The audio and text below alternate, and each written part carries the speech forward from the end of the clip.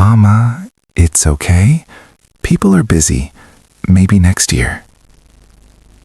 Sloan Mercer said it quietly, hands folded in their lap, looking out at the empty picnic blanket spread across the grass of Aldenmore Park, with the careful stillness of someone who has learned to arrange their disappointment into something that resembles acceptance. She was 27 years old, and seated in her wheelchair beside a folding table her mother had decorated with paper lanterns and a small cake, white frosting, yellow flowers around the edges, and not one of the 12 people she had invited had come. Her mother, Vera, stood behind her with both hands resting gently on Sloane's shoulders and did not speak for a moment, because there was nothing to say that would fit inside the space the silence had made. It was Sloane's birthday. The park was full of other people's ordinary Saturdays, and the cake sat in the afternoon light like a small, patient thing waiting for something that was taking too long to arrive. Sloane was a painter, not professionally, not yet, though the work she produced on the wide table her mother had built beside the window of their small house on Birchfield Road was the kind of painting that made people stop and stand still when they saw it. She painted with her right hand, which had full movement, and she painted the way she experienced the world, attentively, without hurry, finding in ordinary light and ordinary things a quality of beauty that most people moved past without noticing. Her left side had limited mobility from a spinal condition she'd had since 19, and the wheelchair had been part of her life for 3 years now. She had not stopped painting. She had, if anything, painted more, with the focused attention of someone who has learned that the body's limitations do not transfer to what the mind can see. The man who walked past their picnic blanket at 3:15 that afternoon was 33 years old and moving at the pace of a father with a 4-year-old who has seen something interesting and changed direction without warning. His name was Gideon Calloway. His daughter's name was Birdie. Birdie had stopped walking because she had seen the paper lanterns and the cake and the empty blanket and had said in the direct, unfiltered voice of a 4-year-old making an observation that requires response, "Daddy, why is nobody at that birthday?" Gideon had looked up from his phone. He had seen Sloane and her mother and the untouched cake and the 12 empty chairs, and understood in an instant the shape of what had happened. He was a man who had learned in the last 2 years of raising Birdie alone after her mother moved away, that children ask the questions adults have trained themselves not to ask, and that the questions asked honestly were usually the right ones. He crouched to Birdie's level. "I don't know," he said. "Should we go say happy birthday?" Birdie was already walking over. Sloane looked up when the small girl in the yellow jacket appeared at the edge of the blanket and said, with absolute certainty, "Happy birthday. We brought ourselves. Is that okay?" Something moved through Sloane's face. Not quite a smile yet, but the beginning of one.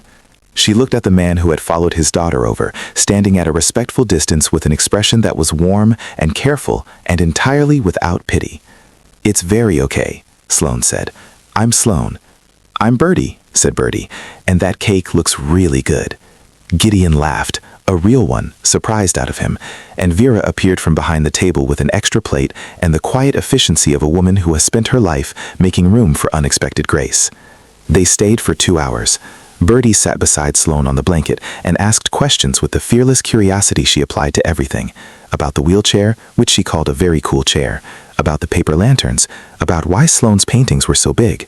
Sloane answered every question with the directness she had always preferred, and found that Birdie's company had the specific quality of making the empty chairs feel irrelevant rather than painful. Gideon sat across from Vera, and they talked in the parallel way of parents, about the logistics of care, about the particular weight of doing it primarily alone, about the way children ask the questions that cut straight to what matters. He said very little about himself and asked more about Sloane and what he learned about the painting, about the years of rebuilding, about the quality of attention she brought to her work, stayed with him in the particular way that things stay when you have recognized something true. What Sloane didn't know was that Gideon Calloway was the CEO of Calloway Design Group, a firm that produced commissioned art installations for corporate and public spaces across 6 states. She didn't know because he didn't say so, and because nothing about the way he sat on a picnic blanket with his daughter on a Saturday afternoon suggested the scale of what he ran. He was simply a father who had followed a 4-year-old's honest instinct toward a birthday that needed people. He asked before they left if he could see her work sometime. She said she had a portfolio online. He wrote down her name on his phone in the careful way of someone who intends to follow through. He did follow through. He looked at her portfolio that Sunday evening and sat very still for a long time at his kitchen table after Bertie was asleep. The paintings were extraordinary, not in the way of work that announces its ambition, but in the way of work that has been made with complete honesty and full attention. He could see in every canvas the specific quality of a person who looks at the world without shortcuts. He called his creative director the following morning and asked her to review the portfolio. Her response was the same as his, quiet, followed by certainty. 3 weeks later, Sloan received an email from Callaway Design Group requesting a consultation for a major public installation commission, a permanent piece for the atrium of a regional medical center, 12 feet wide, meant to be seen by thousands of people each year. The budget was significant. The scoop was everything she had never thought to ask for. She read the email 3 times. She called her mother. She sat at her painting table and looked at her hands, the right one capable and certain, the left partial and present, and felt something she had been carefully not hoping for arrive all at once. She replied yes. The consultation was the first time she had seen Gideon since the park. He came to the house on Birchfield Road with his creative director, Nadia, and they sat at the wide table by the window and looked at Sloane's work for a long time before anyone spoke. When Gideon finally looked at her, his expression was the same as it had been on the picnic blanket, warm and careful and without performance.